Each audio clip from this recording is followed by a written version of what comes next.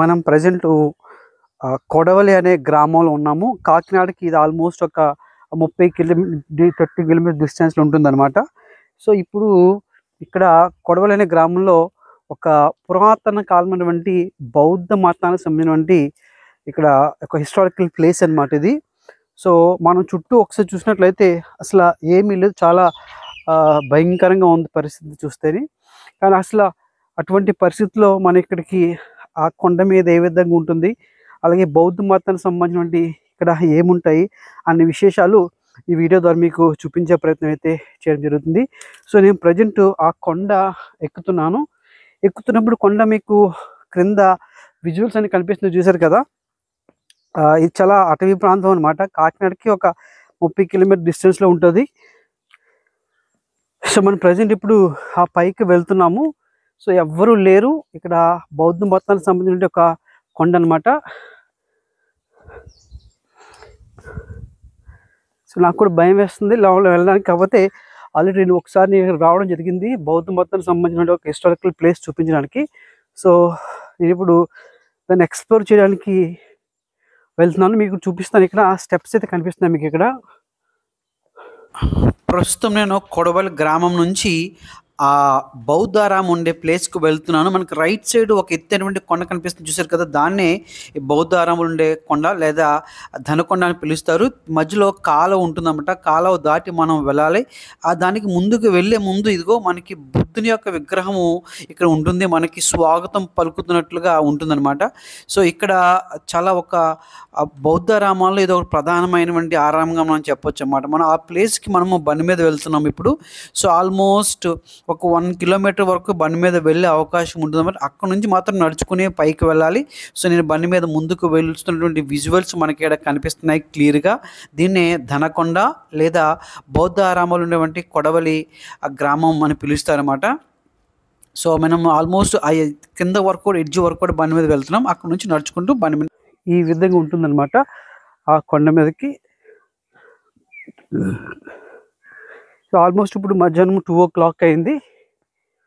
2:00 అయినప్పటికీ ఇక్కడైతే చాలా కామ్గా అసలు ఏమీ మనుషులు లేకుండా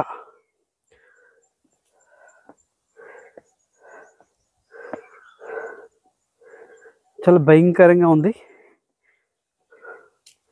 మనకు కనిపిస్తున్నాయి. ఇదంతా కూడా జీడి మామిడి చెట్టు అన్నమాట.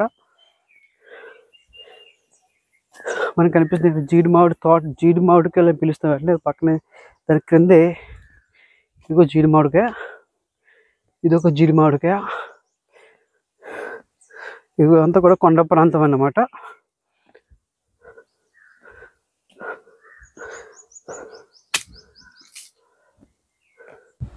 మనకి ఇక్కడ కనిపిస్తుంది. ఇంతవరకు నడుచుకుని వచ్చాం కదా మనం చిన్నగా ఉండే సిమెంట్ వే. అది పాడైపోయిన తర్వాత ఈ విధంగా అస్తవ్యస్తంగా ఉందన్నమాట. సో, దాన్ని దాటుకుని మనం చిన్నగా రోడ్డు ఉంటుంది చూసారు కదా సిమెంట్. దాని మీద నుంచి ముందుకు వెళ్తే ముందుకు వెళ్ళినప్పుడు పైన ఉంటుందన్నమాట. కొండ మీద బౌద్ధ ఆరామాల్లో ఒకటి అంటే 84,000 బౌద్ధ ఆరామాల్లో ఒకటి ఈ కొడవలి గ్రామంలో ఉన్నదన్నమాట. ఇదే ఆ బౌద్ధ ఆరామం అనమాట. సో, మొత్తం ఆ లోన పైన ఏ విధంగా ఉందని చూపిస్తుంది. కేంద్ర ప్రభుత్వం యొక్క ఆధీనంలో ఉందనేది ఇక్కడ నోటీస్ బోర్డు ద్వారా మనకి ఇక్కడ విజువల్స్ కనిపిస్తున్నాయి అన్నమాట. సో, మనం ఇందా పైకి నడుచుకుని వెళ్తే ఆ పైన ఉంటుందన్నమాట. దాన్ని ఏమని పిలుస్తామంటే ధాతు గర్భ స్తూపం అని పిలుస్తాం. అంటే నిజానికి ఇక్కడ 3 ప్రధానమైనటువంటి స్తూపాలుగా మనం చెప్పొచ్చు అనమాట. దాంట్లో ఒకటి ధాతు గర్భ స్తూపం అని పిలుస్తారు ఒకటి. సో, మనం దాని దగ్గరికి వెళ్తున్నటువంటి విజువల్స్ అయితే మనకు కనిపిస్తుంది. నడుచుకుంటూ ముందుకు వెళ్తాం చూసారు కదా. సో, పైన ఒక రౌండ్గా ఉంది చూసారు కదా. దాన్నే ధాతు గర్భ స్తూపం అంటారు. అంటే గౌతమ బుద్ధుని మరణాంతరం అంటే మహాపరినిర్వాణం తర్వాత అంటే మరణం తర్వాత ఆయన తల వెంట్రుకలు కానీ లేకపోతే ఆ ఎముకలకు కానీ లేకపోతే చితాభస్మాన్ని కానీ ఇక్కడ పెట్టి ఈ విధంగా నిర్మించడం జరిగిందన్నమాట. దాన్నే ధాతు గర్భ స్తూపం అని పిలుస్తారు అన్నమాట. ఇక్కడ మనకి క్లియర్గా దాని చుట్టూ కూడా నేను మీకు విజువల్ చూపించడం జరుగుతుంది ఇక్కడ. సో, దీని తర్వాత రెండవది ఆబ్జెక్టివ్ స్తూపాస్ అని పిలుస్తారు అన్నమాట. అంటే మనకి లెఫ్ట్ సైడ్ చూసినట్లయితే 5 రకాల స్తూపాలు కనిపిస్తూ చూసారు కదా. దీన్ని ఉపస్తూపాలు అని పిలుస్తారు. అంటే ప్రధాన భిక్షకులు చనిపోయిన తర్వాత వారి అస్థికులను ఇక్కడ ఏర్పాటు చేయడం జరిగిందనమాట. సో, దాన్ని పెట్టి ఈ విధంగా కన్‌స్ట్రక్ట్ చేసిన దాన్ని ఏమని పిలుస్తారంటే ఉపస్తూపాలని పిలుస్తారు. మొత్తం 5 ఉంటాయి మనకి లెఫ్ట్ సైడ్. దానికి ఆపోజిట్‌లో రైట్ సైడ్ మీకు చూసినట్టయితే కమమరేటివ్ స్తూపాస్ అని పిలుస్తారు. అంటే ఈ బౌద్ధ భిక్షకులు ఉపయోగించిన వస్తువుల్ని ఇక్కడ పెట్టి ఇవి నిర్మించినట్టుగా తెలుస్తుంది కాబట్టి దీన్ని కమమరేటివ్ స్తూపాస్ అని పిలుస్తారనమాట.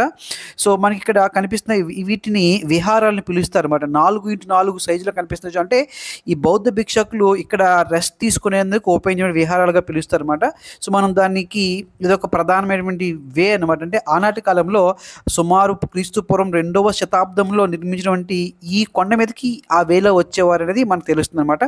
ఇది కొండ మీదకి వచ్చిన తర్వాత బౌద్ధ భిక్షులందరూ కూడా ప్రక్కనే కాళ్ళు కడుక్కొని ఆ తర్వాత ఇక్కడ రెస్ట్ తీసుకునేవారట. అంటే ఇప్పుడు మనకి ఇవి కాలగర్భంలో కరిగిపోయినాయి, కానీ అప్పుడు ఇవన్నీ రూమ్స్గా ఉండేవి అని చరిత్రకారులు చరిత్రను ద్వారా మనకు తెలియజేసిన విజువల్స్ అయితే మనకి క్లియర్గా కనిపిస్తున్నాయి అన్నమాట. కొడవలటువంటి బౌద్ధ క్షేత్రాలని ఆచార్య నాగార్జునుడు అలాగే యజ్ఞశ్రీ శాతకర్ని విజిట్ చేసినట్టుగా చరిత్రకారులు తెలియజేస్తున్నారు. ఇక్కడ మనకు కనిపిస్తుంది గ్రిల్తో చేసిన చూసారు కదా, ఇక్కడ దీన్నే రాక్ కట్ బెడ్స్ అని పిలుస్తారు. రాతి నీటి తొట్టెలను పిలుస్తారు అన్నమాట. అంటే ఈ బౌద్ధ క్షేత్రాలకు వచ్చిన బౌద్ధ భిక్షువులు ఈ నీటిని వారు ఉపయోగించుకునేవారు. గౌతమ బుద్ధుని మరణం తర్వాత ఆయన ప్రవచనాలు 84,000 ప్రవచనాలను గుర్తుగా ఉండిపోవాలని అశోక చక్రవర్తి 84 బౌద్ధ క్షేత్రాన్ని ఏర్పాటు చేశారు. దాంట్లో ఈ కొడవలి ఒకటిగా మనకి తెలుస్తుంది చరిత్రను బట్టి. గ్రామంలో ఉన్నటువంటి అతి పెద్ద బౌద్ధ స్తూపంగా చెప్పొచ్చు అన్నమాట. మొత్తం ఇక్కడ అన్నీ కూడా బౌద్ధ మతానికి సంబంధించి బీసీ ఎప్పుడో తయారు చేశారన్నమాట. ఇంత ఎత్తైన కొండ మీద ఆనాటి కాలంలో ఇంత అద్భుతమైనటువంటి కట్టడాలకి నిలయం ఈ చరిత్ర సంబంధించింది. ఇక్కడంతా కూడా మనము ఒక్కసారి ఎవ్వరూ లేరు. సో, నాకైతే భయం వేస్తుంది. సో, కనిపిస్తుంది చూసారు కదా, మొత్తం ఒక్క ఓవరాల్ వ్యూ అని మీకు చూపిస్తాను. నాకైతే చెమటలు పట్టేస్తున్నాయి శుభ్రంగా. ఒక వాతావరణం మారిపోయింది. సో, నేనైతే ఇక్కడ నుంచి తక్షణం వెళ్ళిపోవడం జరుగుతుంది. సో, నా వెనకాలైతే ఎవ్వరూ లేరనమాట. సో, నేను ప్రస్తుతానికి ఎలాగైతే వచ్చానో అందే వేలో నేను వెళ్ళిపోవడం జరుగుతుంది అనమాట. సో, చరిత్ర సంబంధించిన ఎటువంటి విషయాలని మీకు అందించడం జరుగుతుంది కాబట్టి ఖచ్చితంగా మన ఛానల్ లైక్ చేయండి, షేర్ చేయండి, సబ్స్క్రైబ్ చేయడం మాత్రం మర్చిపోకండి.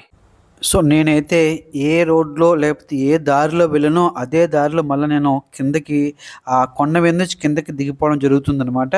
మనం చూస్తే ఒక చిన్న మార్గం మాత్రమే ఉందన్నమాట. చుట్టూ దట్టమైనటువంటి అడవి, అంటే చాలా ఎత్తులో ఉన్నటువంటి కొండ మీద ఉన్నటువంటి ఈ దారిలో అటు ఇటు కూడా ఎత్తినటువంటి మొక్కలతోటి చాలా భయంకరంగా ఉంటుంది.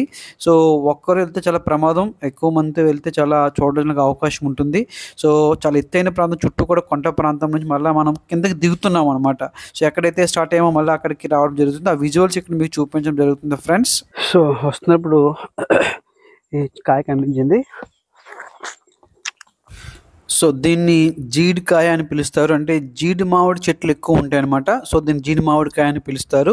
దాని క్రింద క్యాష్యూనట్ అంటే జీడి మామిడి విత్తనం ఉంటుందన్నమాట, సీడ్ ఉంటుందన్నమాట. దాని నుంచి మనకి జీడిపప్పు వస్తుంది. సో, ఈ అటవీ ప్రాంతం లేకపోతే గ్రామీణ ప్రాంతాల్లో ఈ మెట్ట ప్రాంతాలు ఎక్కువగా పండుతుంది. సో, మనము అది దాటుకుని కిందకి వచ్చామన్నమాట. ఎక్కడైతే స్టార్ట్ అయ్యామో మనం ఆ కొడవలి ప్రాంతం వైపు వెళ్ళిపోవడం జరుగుతుందన్నమాట. సో, ఈ విధంగా హిస్టారికల్గా ఒక గౌతమ బుద్ధుని కాలంలో ఒక బౌద్ధ క్షేత్రాన్ని మీకు ఈ వీడియో ద్వారా చూపించడం జరిగింది. కాబట్టి మీరు ఎలా ఫీల్ అవుతున్నారు అన్న విషయాన్ని కామెంట్ రూపంలో తెలియజేయండి. ఫస్ట్ టైం కానీ మీరు మన ఛానల్ చూసినట్లయితే లైక్ చేయండి, షేర్ చేయండి, కామెంట్ చేయండి, సబ్స్క్రైబ్ చేయడం ద్వారా బెల్ బటన్ ద్వారా టచ్ చేస్తే ప్రతి వీడియో మీకు నోటిఫికేషన్ రావడం. Thank you for watching.